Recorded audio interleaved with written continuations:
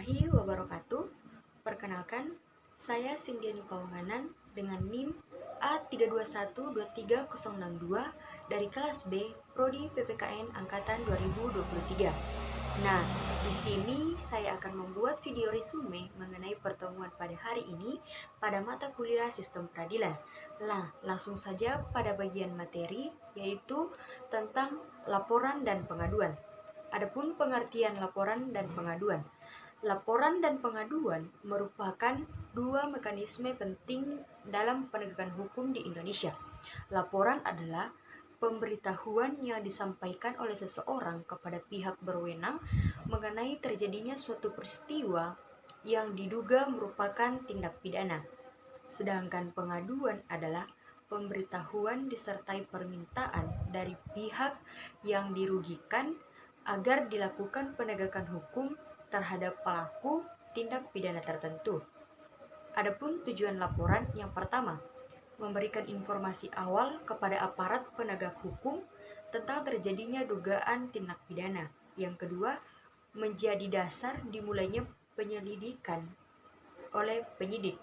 Yang ketiga, membantu negara menegakkan hukum terhadap tindak pidana umum. Yang keempat, mencegah pelaku melarikan diri atau menghilangkan barang bukti. Selanjutnya, tujuan pengaduan. Yang pertama, memberikan hak kepada korban untuk menentukan apakah perkara delik aduan akan diproses atau tidak. Yang kedua, menjamin perlindungan terhadap korban dari tindak pidana yang bersifat personal. Yang ketiga, menjadi dasar hukum bagi penyidik untuk memulai penyelidikan dalam kasus delik aduan. Selanjutnya yaitu perbedaan laporan dan pengaduan.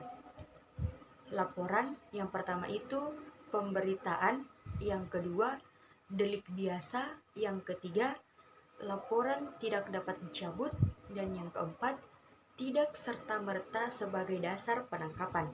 Sedangkan pengaduan, pemberitaan ditambah dengan permintaan. Yang kedua, delik aduan hanya orang yang berkepentingan. Yang ketiga, pengaduan dapat dicabut, dan yang keempat, langsung dapat dijadikan sebagai penangkapan. Selanjutnya yaitu tentang materi penangkapan dan penahanan. Penangkapan adalah pengekangan sementara waktu kebebasan tersangka apabila terdapat cukup bukti untuk kepentingan penyidikan. Masa waktu 1x24 jam pada pasal 19 Kitab Undang-Undang Hukum Acara Pidana. Yang ketiga, tertangkap tangan tanpa perlu surat perintah pada pasal 18 Kitab Undang-Undang Hukum Acara Pidana. Selanjutnya, penahanan. Penahanan adalah pertama, penempatan tersangka atau terdakwa di tempat tertentu oleh penyidik atau penuntut umum atau hakim. Yang kedua, dengan suatu surat penetapan, dan yang ketiga, menurut cara yang diatur dalam undang-undang. Selanjutnya yaitu tempat jangka waktu penahanan. Yang pertama, untuk kepentingan penyidikan, penyidik berwenang melakukan penahanan.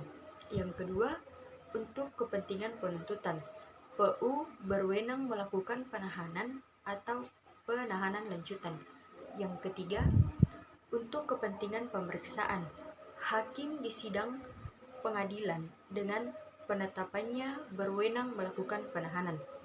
Selanjutnya yaitu jenis-jenis penahanan pada pasal 22 Kitab Undang-Undang Hukum Acara Pidana. Yang pertama, penahanan rumah tahanan negara. Yang kedua, penahanan kota atau wajib lapor diri. Yang ketiga, penahanan rumah atau wajib lapor diri.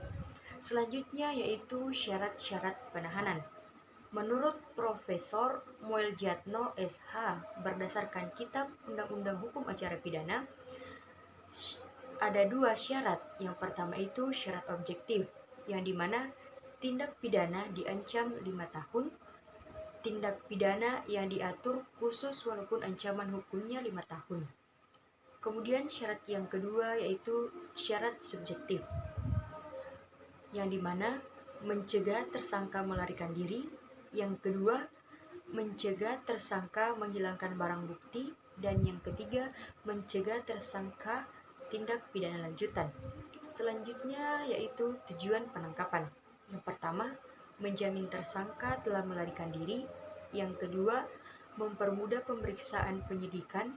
Yang ketiga, menjaga keamanan masyarakat. Yang keempat, mencegah tersangka menghilangkan barang bukti. Baik, itu saja mengenai video resume dari saya. Jika ada salah kata, saya mohon maaf. Saya akhiri, wabillahi taufiq wal hidayah. Wassalamualaikum warahmatullahi wabarakatuh.